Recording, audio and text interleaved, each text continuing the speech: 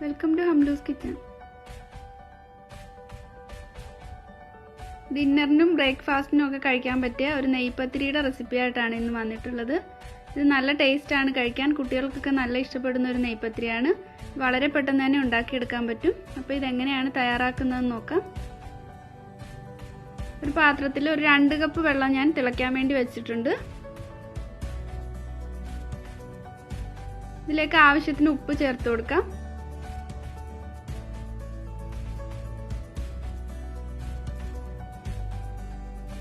ഇനി ഇതിലേക്ക് 1 table spoon വെളിച്ചെണ്ണ ചേർത്ത് കൊടുക്കുന്നുണ്ട്. ഈ മാവ് നല്ലൊന്ന് സോഫ്റ്റ് ആവാൻ വേണ്ടിയാണ്. ഇനി ഇതിലേക്ക് 1 ടീസ്പൂൺ കരിഞ്ജീരകമാണ് ചേർക്കുന്നത്. എള്ള് ചേർത്ത് കൊടുത്താലും മതി, കറുത്ത എള്ള്. അപ്പോൾ ഇത് നന്നായിട്ട് തിളച്ച് വന്നിട്ടുണ്ട്. ഇതിലേക്ക് മാവ് ചേർത്ത് കൊടുക്കാം. ഓരോ കപ്പ് വീതമാണ് ചേർക്കുന്നത്. മാവ് എല്ലാം 2 കപ്പ് മാവാണ് മൊത്തം ചേർക്കുന്നത്. എല്ലാം കൂടെ ചേർത്ത് കൊടുക്കണ്ട, കുറേശ്ശെയായിട്ട് ഇട്ട് കൊടുക്കാം. അരിപ്പൊടി വറുത്ത അരിപ്പൊടിയൊക്കെ ചിലപ്പോൾ വെള്ളത്തിൻ്റെ അളവൊക്കെ വ്യത്യാസം കാണും. ഇനി ഇത് നന്നായിട്ട് മിക്സ് ചെയ്തെടുക്കാം. ലോ ഫ്ലെയിമിൽ ഇട്ടിട്ട് ഇതുപോലെ മിക്സ് ചെയ്തെടുത്താൽ മതി. അപ്പോൾ ഇത് എല്ലായിടത്തും നന്നായിട്ട് മിക്സ് ചെയ്തെടുത്തിട്ടുണ്ട്. മാവ് മുഴുവനും ഞാൻ ചേർത്തിട്ടില്ല. ഒരു 2-3 ടേബിൾ സ്പൂൺ മാവ് 2 കപ്പിൽ നിന്ന് ബാക്കി വന്നിട്ടുണ്ട്.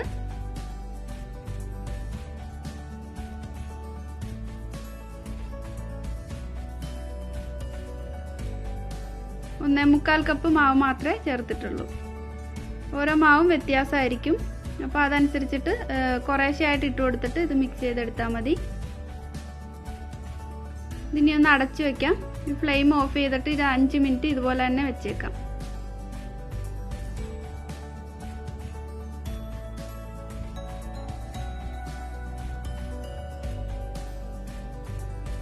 അപ്പോൾ ഇത് 5 മിനിറ്റ് കഴിഞ്ഞിട്ടുണ്ട്. ഞാൻ ഒരു ട്രേയിലേക്ക് ഇത് മാറ്റുവാണ്. അപ്പോൾ ഇതിനകത്ത് വെച്ചിട്ട് നല്ലതായിട്ട് കുഴച്ചെടുക്കാൻ പറ്റും. ചെറിയ ചൂടോടെ തന്നെ ഇത് കുഴച്ചെടുക്കണം. കുറച്ച് വെള്ളത്തിലൊന്ന് കൈ ഒന്ന് മുക്കിയിട്ട് കുഴച്ചെടുത്താൽ മതി. അപ്പോൾ കൈ ചൂടാവാതിരിക്കും.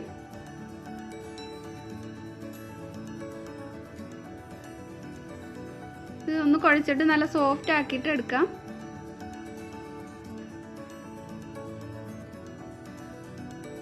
അപ്പോൾ മാവ് നല്ല സോഫ്റ്റ് ആയിട്ടുണ്ട്. ഇതിനെ ഒന്ന് 2ആയിട്ട് ഡിവൈഡ് ചെയ്യാം. ഞാനിത് പരത്തിയിട്ടാണ് എടുക്കുന്നത്. അല്ലാതെ അരിപ്പത്തിരിയൊക്കെ പ്രസ് ചെയ്യുന്ന ആ പ്രസ്സിൽ വെച്ചിട്ട് വേണമെങ്കിൽ ഒന്ന് പരത്തിയിട്ട് കട്ട് ചെയ്തെടുത്താലും മതി. ഞാൻ ഒരു ചപ്പാത്തി പലകയിലിട്ട് പരത്തിയിട്ടാണ് എടുക്കുന്നത്.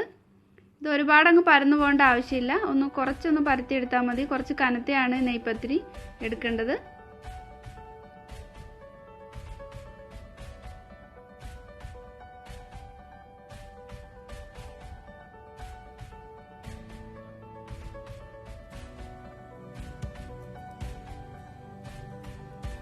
ഇത് പരത്തിയെടുത്തിട്ടുണ്ട്. ഇതിന് ഇതേപോലെ ഒരു ഗ്ലാസ്, സ്റ്റീലിൻ്റെ അല്ലെങ്കിൽ ഒരു പ്ലാസ്റ്റിക്കിൻ്റെ ഗ്ലാസ് ആയാലും മതി, എടുത്തിട്ട് ഇതുപോലെ കട്ട് ചെയ്തെടുക്കാം. ഈ കനത്തിൽ വേണം ഇത് കട്ട് ചെയ്തെടുക്കാൻ.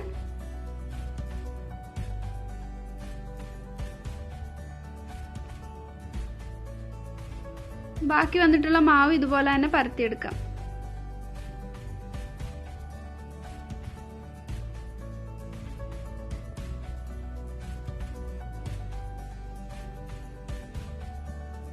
ഇത് കട്ട് ചെയ്തെടുക്കുന്ന സമയത്ത് ഇതിൻ്റെ മുകളിലുള്ള ഈ പൊടിയൊക്കെ ഒന്ന് തട്ടിക്കളയണം.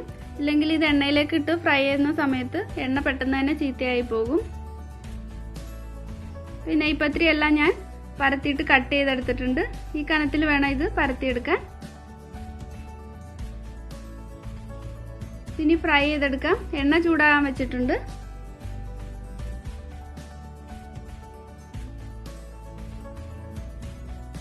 എണ്ണയിലേക്ക് ഇടുന്ന സമയത്ത് ഹൈ ഫ്ലെയിമിൽ ഇട്ടിട്ട് ഇടണം. അത് കഴിഞ്ഞിട്ട് മീഡിയം ഫ്ലെയിമിൽ ഇട്ടിട്ട് ഫ്രൈ ചെയ്തെടുത്താൽ മതി. ഒരു സൈഡ് ഒന്ന് കുക്കായി വരുമ്പോൾ ഇത് തനിയെ മുകളിലേക്ക്, എണ്ണയുടെ മുകളിലേക്ക് പൊങ്ങി വരും. അപ്പോൾ ഇത് തിരിച്ചിട്ട് കൊടുക്കാം.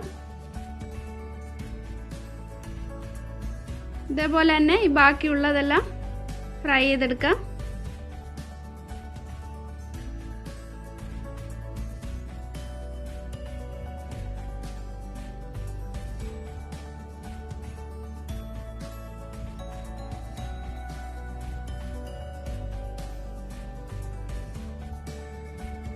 നെയ്പത്തിരി എല്ലാം ഞാൻ ഫ്രൈ ചെയ്തെടുത്തിട്ടുണ്ട്. ഇതിനി സെർവ് ചെയ്യാം.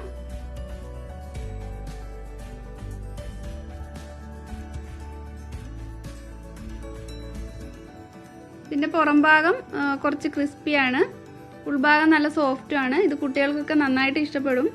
അപ്പോൾ എല്ലാവരും ട്രൈ ചെയ്ത് നോക്കണം. ഇത് ഞാൻ കുറച്ച് മട്ടൻ കറിയുടെ ഒപ്പമാണ് സെർവ് ചെയ്യുന്നത്. ചിക്കൻ കറിയുടെ കൂടെ കഴിക്കാനും നല്ല ടേസ്റ്റാണ്. അപ്പോൾ ഇനി കറിയൊന്നും ഇല്ലെങ്കിലും ചൂടോടെ കഴിക്കാൻ വേണ്ടി നല്ല ടേസ്റ്റാണിത്. അപ്പോൾ എല്ലാവരും ട്രൈ ചെയ്ത് നോക്കിയിട്ട് കമൻറ്റ്സ് അറിയിക്കണം. ഈ വീഡിയോ ഇഷ്ടപ്പെട്ടിട്ടുണ്ടെങ്കിൽ ലൈക്ക് ചെയ്യണം. അതുപോലെ ഇതുവരെ സബ്സ്ക്രൈബ് ചെയ്തിട്ടില്ലാത്തവർ സബ്സ്ക്രൈബ് ചെയ്യാനും ഷെയർ ചെയ്യാനും ഒന്നും മറക്കരുത്. Thank you.